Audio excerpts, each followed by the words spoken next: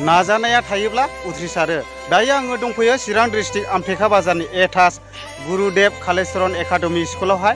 दा बेनिफ्राय बेबायदिनो टटेल 23 जना मेट्रिक एग्जाम लिरदोंमोन। दा बिनि गेजेरावहाय 18 जना 18 जना फार्स्ट डिभिजन लानो हादों आरो बेजों लोगोसे साबाया सेकेन्ड डिभिजन लानो हादों होननानै मिथिनो मोन्दों।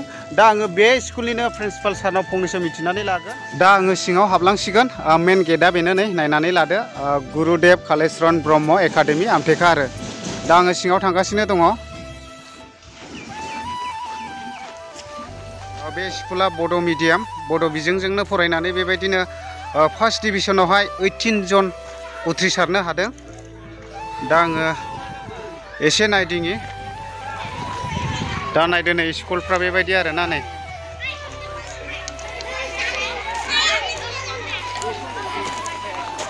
बेफोरबायदि आरो।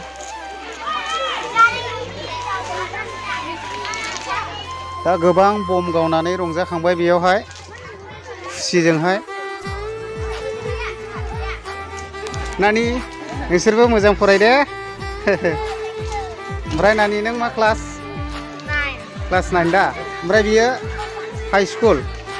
आच्छा LP school ME school high school दं दा बेयाव ने? औ दे मोजां फराय। ओइ बाबुफोर मोजां फरायदे। गिबियाव खुलुमग्रोनाय थाबाय एसके बड' ब्लग नायग्रा चेनेल नायग्रा बिथांमोननिसिम अनसायग्रा बिथांमोननिसिम। दा आं गुरुदेव कालेचरन ब्रह्म एकाडेमिनि रिजाल्टनि सोमोन्दै फंनैसो नोंथांमोननो मिथिहोनो नागिरदों। बेनो जाहैबाय गुरुदेव कालेचरन ब्रह्म एकाडेमिया 2009 मायथाइयावनो गायसनजादोंमोन। बेनिफ्राय 2017 निफ्राय बे फरायसालिनिफ्राय मेट्रिक आनजाद होबोनाय जादों। देग्लायहाय बियो 7 बेच 2023 आव। दा बे 7 बेचआव गासै जोंहा 23 फरायसाफ्रा आनजाद होदोंमोन। SSLC आनजादाव जिरायदोंमोन।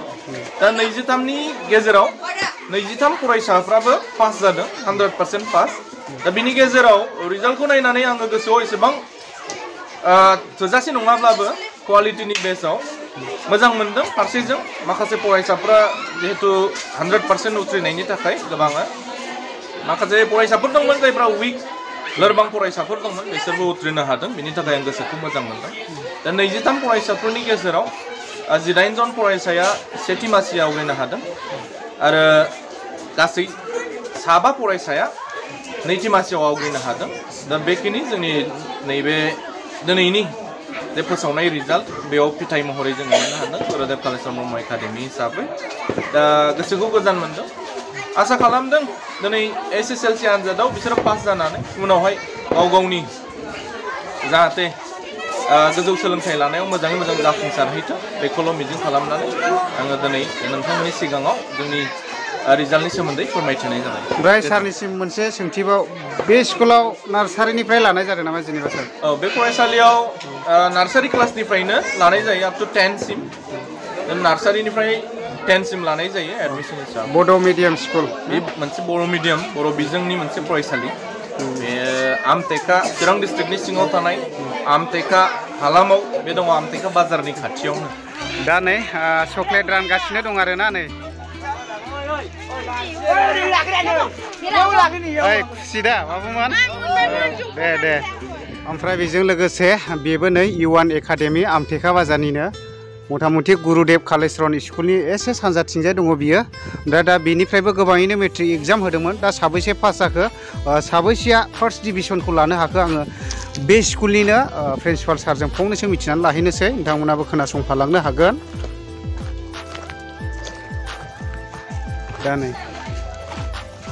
दा चिरां डिस्ट्रिक्ट आमटेका बाजारनि सानजाथिंजाय थानाय इउएन एकाडेमि बड' मिडियाम स्कुलनि प्रिन्सिपाल सारनावहाय आं फंनैसो मिथिनानै लानि।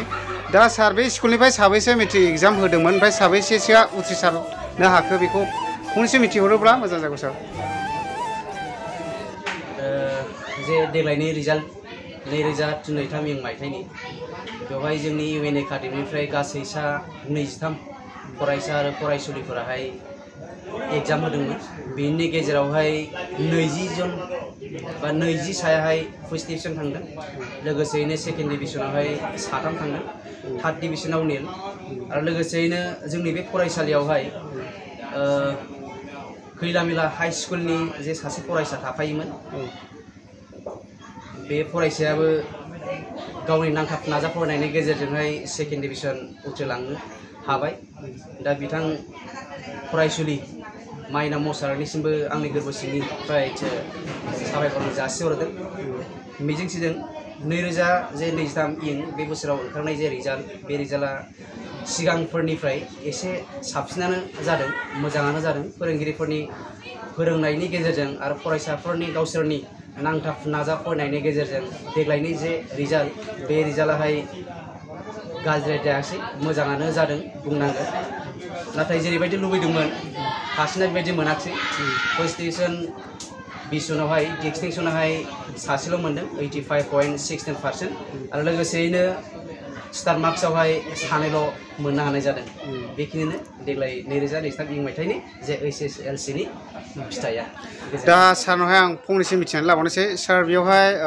जेनेबा नार्सारिनिफ्राय लानाय जादों नामा जेनेबा औ सार नार्सारिनिफ्राय क्लास 10 सिम बेखौ लागासिनो आरो ओमफ्राय दासिमाव साबैसे स्टुडेन्टसफोर दं बेयाव ओरैनो देग्लाय बे बोसोरावहाय फ्राय बुंनो थाङोब्ला खाथि खालायावहाय मिशन थानायलाय बे बोसोराव एसे खमसिन जादों 185 सासोल' फरायसा आरो फरायसुलिफोरा देग्लाय बे बोसोराव एडमिशन लादों ओमफ्राय टटेल खैजोनसो टिचारफोर दं सार बेयाव टटेल फोरोंगिरिफोराहाय 17 जन दं आरो लोगोसे बेवहाय हस्टेलबो थाफानाय हिसाबै वार्डेनफोर थाबाय टटेल जोङो बेवहाय दा 22 जन स्टाफ दं आरो टिचिं आरो नन टिचिं दा फैबाय थानाय माखासे लाइमोन फरायसुला फरायसुलिफोरनि सायावहाय सारा माबा मोनसे खेंफोरथि हरनो गोसो दं नामा जेनेबा फरायनायनि बेलायाव फ्राय नंगौ साफ्रोम फरायसाफोरनिसिम बुंनांगौआ गोबां बाथ्रा दं नाथाय आङो बेनि गेजेराव गोबां बाथ्रा आं बुंनो सानाखिसै